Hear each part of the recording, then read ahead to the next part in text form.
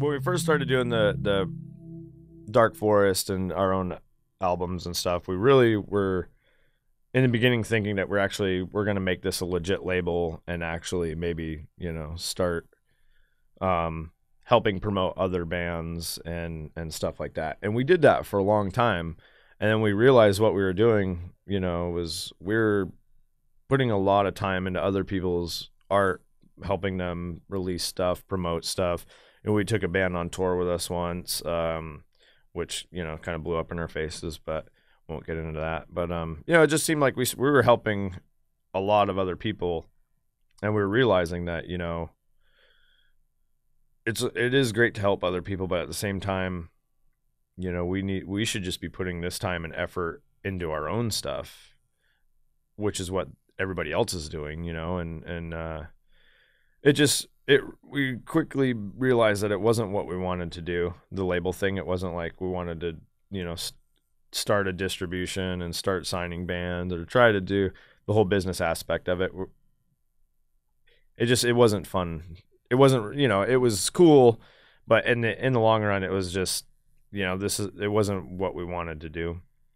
And like I had mentioned earlier, we wanted to do a compilation for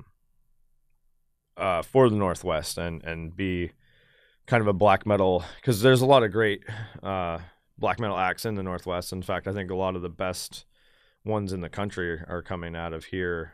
Not saying there's not great ones other places, but for the quantity that we have here, I think we're pretty lucky. And I wanted to expose that and kind of, show the rest of the country and, hopefully the world that the Pacific Northwest has a great black metal scene. And so we wanted to do this compilation, and then of course, egos and people, butt heads, and, some people don't want to be a part of anything. They just want to go their own separate way. And that's understandable. I often am like that myself. I just kind of want to do my own thing and not worry about everybody else. But, so we couldn't get a lot of people to sign on for the compilation deal. So we decided, hey, maybe let's just do a festival instead. We'll get all these bands and just make it one great show and see what happens. And it just seemed to work out, and everybody enjoyed it, and we just kept rolling with it. It's not about us, it's God's cemetery love.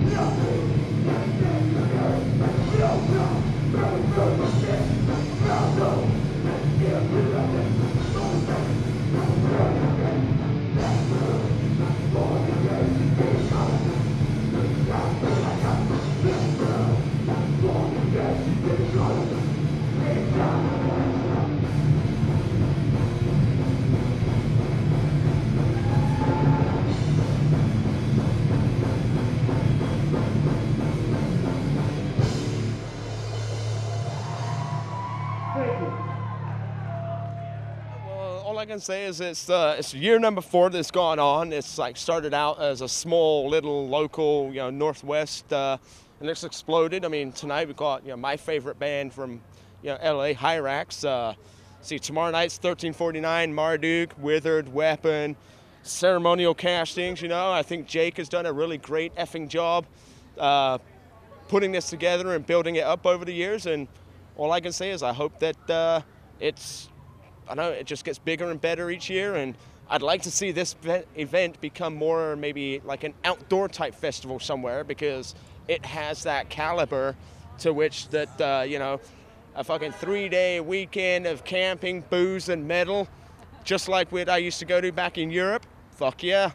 So all I can say is props to Jake and Ceremonial Casting for putting on a great fucking event. Probably the best year so far. Like 3 days, we got thrash, black metal, and then like more of the local shit on the 3rd day. I'd say probably the best year so far. Hirax, Marduk, 1349.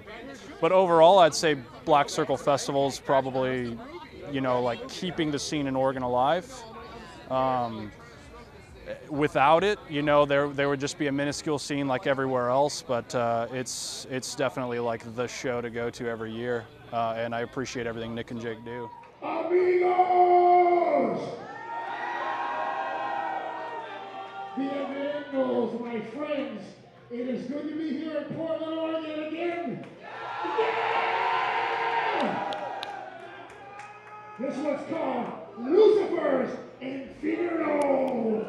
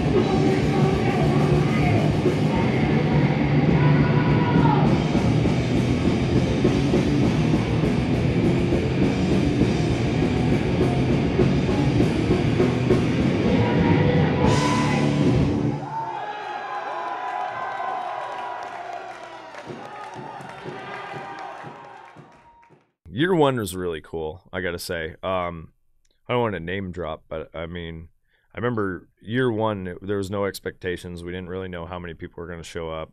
We knew it would be good. You know, we had Inquisition headlining, and we were totally stoked to have them. And so we knew, like, yeah, we had a lot of good bands that year. In Memoriam, you know, they broke up. I think it was last year. But, you know, them and Inquinoc, I think they broke up as well. But there's a lot of good bands that, you know, that aren't together anymore, and it was really cool to have the lineup that we did. But the coolest memory for me about that festival was that it brought in people that I didn't expect to see. And that's why I was saying I don't want to name drop, but you know, like, I think Dennis Dredd came out, and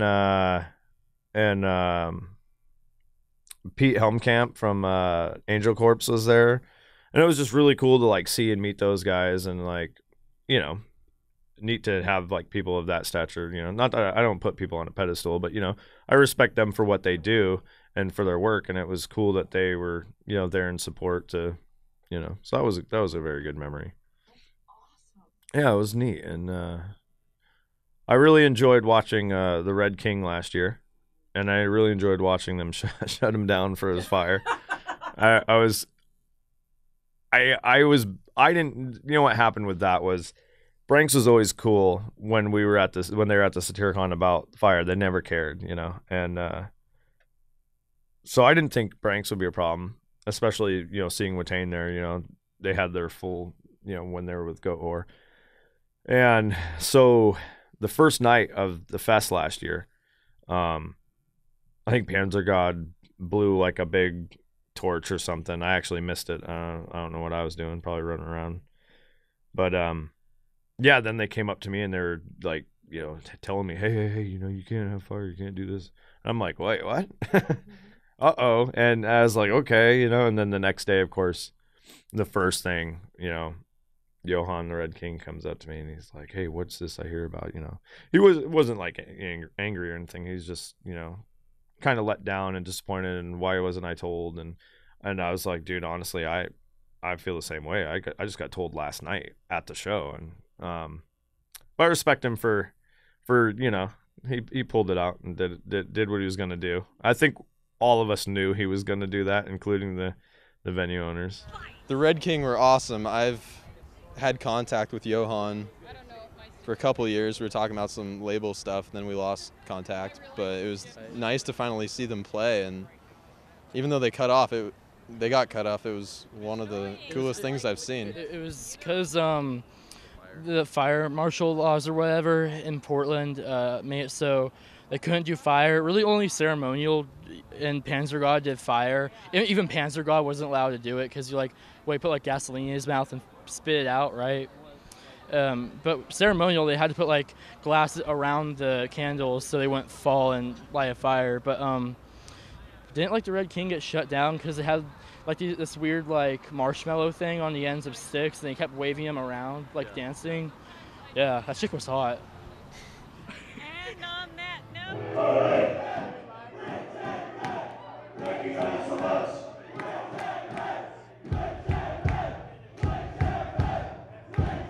We are not worthy. By the way, this is a great time. I'm having a blast with you motherfuckers. Would I like to give a special thanks to fucking Jake and Nick for setting this whole fucking thing up. Those are some quality motherfuckers, keeping some shit real, making us all come together. That's what needs to happen. Either way, this one goes to them. This song's about going to jail and smoking weed. This one's called CPAC.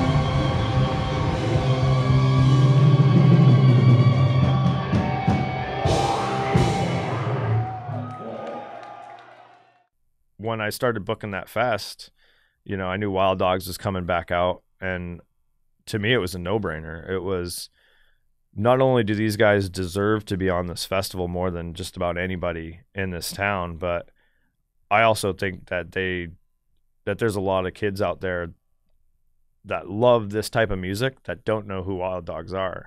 And I felt obligated to give them a good slot and make sure that people, you know, because the time that guy's put in is amazing. The people that guy knows is amazing.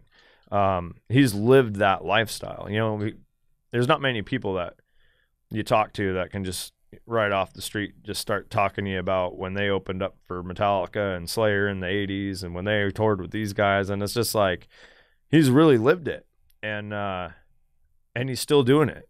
And I commend him for that, you know, because it's how many people, you know, to this day will continue that dream and do what they do. And yeah, I respect the guy tremendously because he's so down to earth.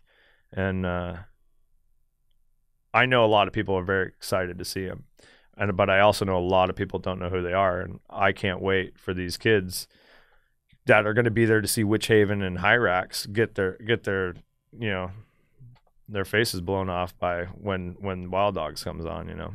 So I'm super stoked. We have a good time tonight. My name is Matthew T. McCord. This is the Wild Dogs. Okay.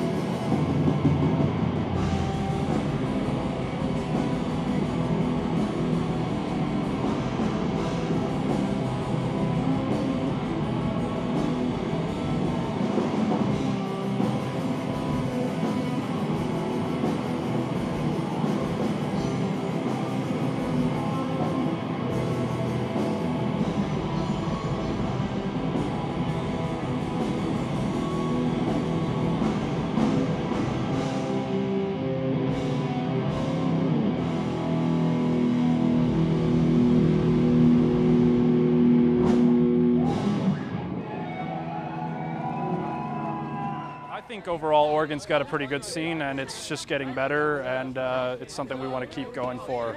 I think that metal plays a huge role in the awakening of a lot of closed-off minds, and I think that it plays a huge role in people becoming real people and realizing what's fucking important, and Black Circle's integral in Oregon. I'm just so fucking happy that we have a spotlight on the greatest bands from the Northwest.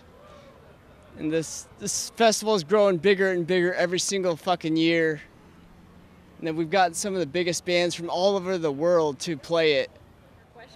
I gotta say, I love Marduk and 1349, but I am most excited to see Weapon. This is their first U.S. tour ever. And they have just been fucking amazing since the first time I heard them from their CD, From the Devil's Tomb.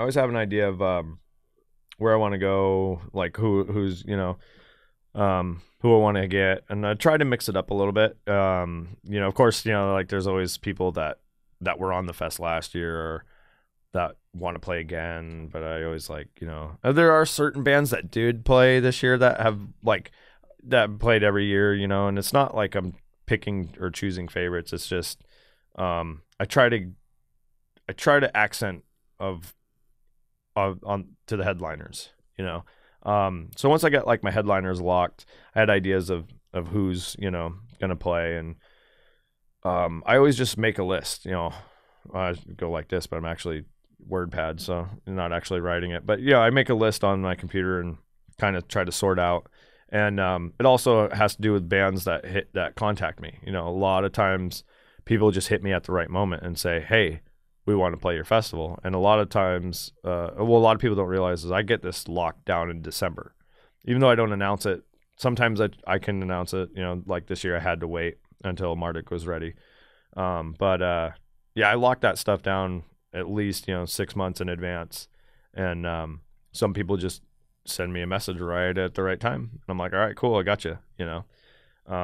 Unfortunately, it's hard because every year, now that people really know the fest and it's kind of becoming a bigger deal, everybody wants to be a part of it. And I don't know, and I don't blame them, and I want to try to make everybody to be a part of it, but it's hard, and sometimes I'll be at a bar or at a show, and I'll mention to somebody, or somebody will mention to me, "Hey, Black Circle, blah blah blah," and we'll talk and be like, "Oh yeah, definitely, I'll keep you guys in mind for next year," and then I forget, because and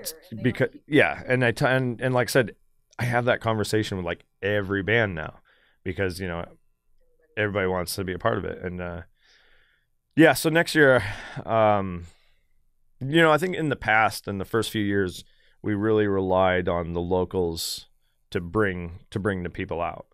And, so I was always kind of nitpicky, especially with the first few years being strictly black metal. I wanted to make sure that, it was all black metal, and the black metal bands that we had could bring people through the door, so I could make sure that I was able to pay, the headliners. Because if I don't make the money to pay them, it's going to come out of my pocket. I'm not one of those promoters that says I'll give you money and then I don't. And if you come and you play and I tell you I'm going to pay you this, no matter what happens, you're going to get your guarantee. Into the black forest of Waxahachie.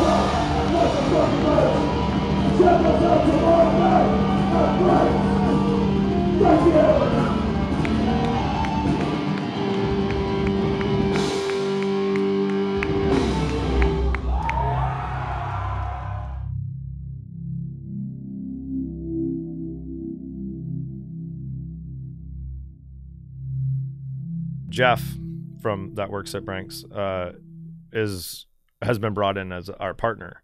So now it's not only just Nick and I, but Jeff is the third partner, and it just made sense because he's always helped me out, and we always try to help them. And he mentioned that because he used to do a festival years ago, and he wanted to get involved with one, and he knows more about the business side than I do, and he can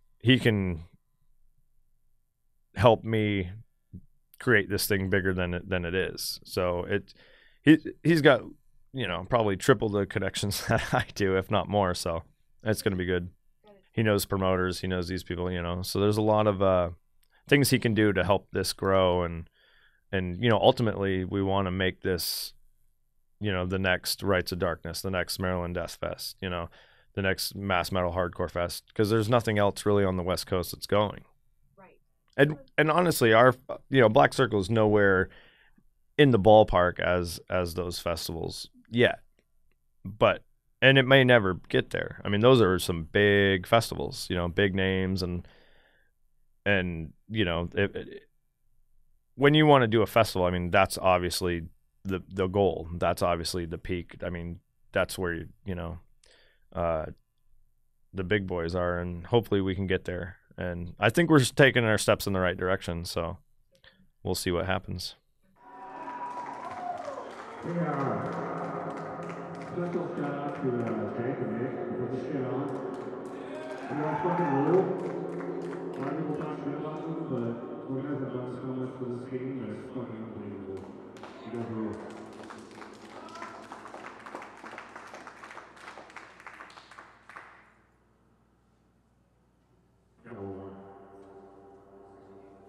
Oh yeah, I'm managing.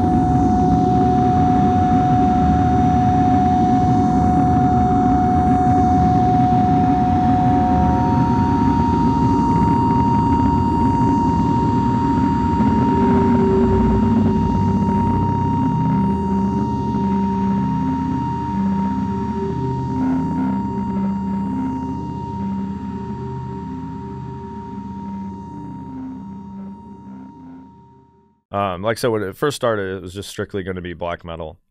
And, I ended up like,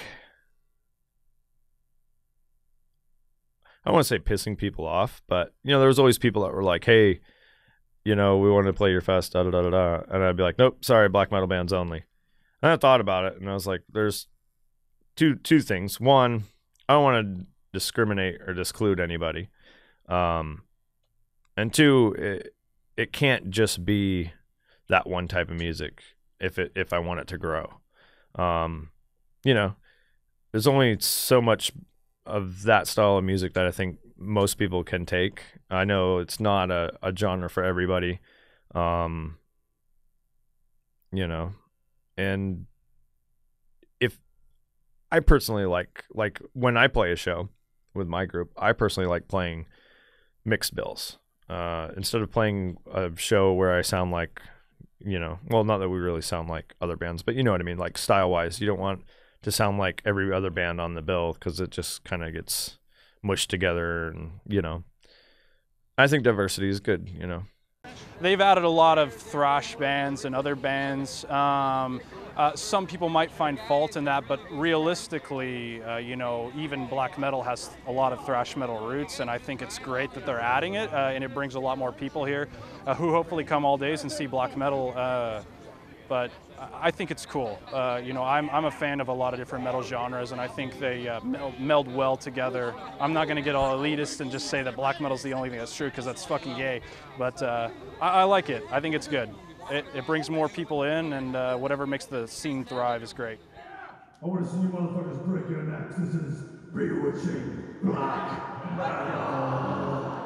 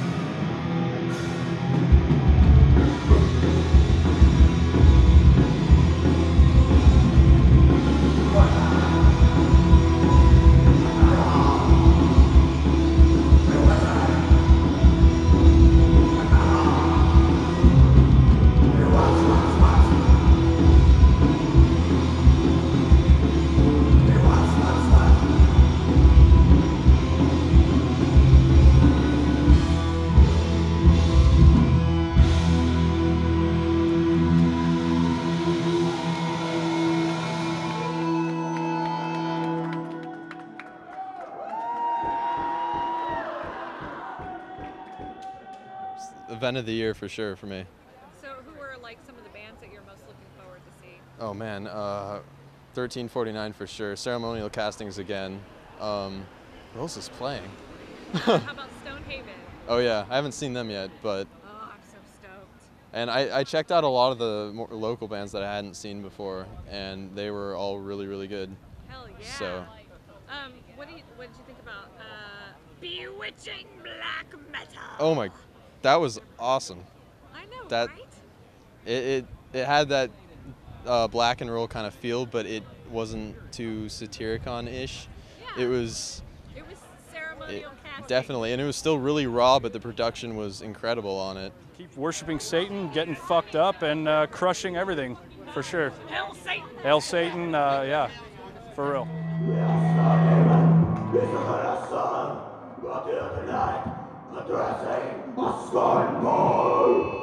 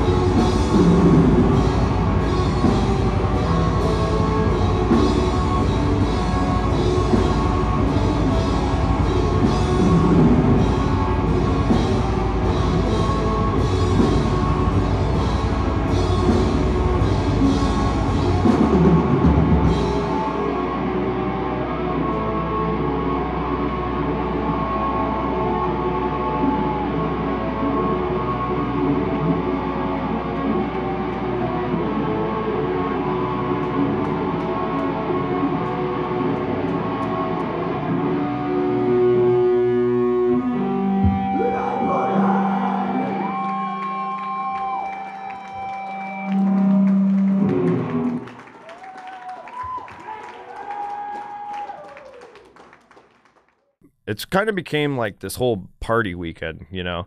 It's and I think that's what a lot of festivals are. I mean, the show is a bonus. Obviously that's why people come, just for the show, but it's becoming like everybody, I get more excited to see everybody together in the same place having a good time, and you know, it's just exciting. The Northwest Black Circle, motherfuckers!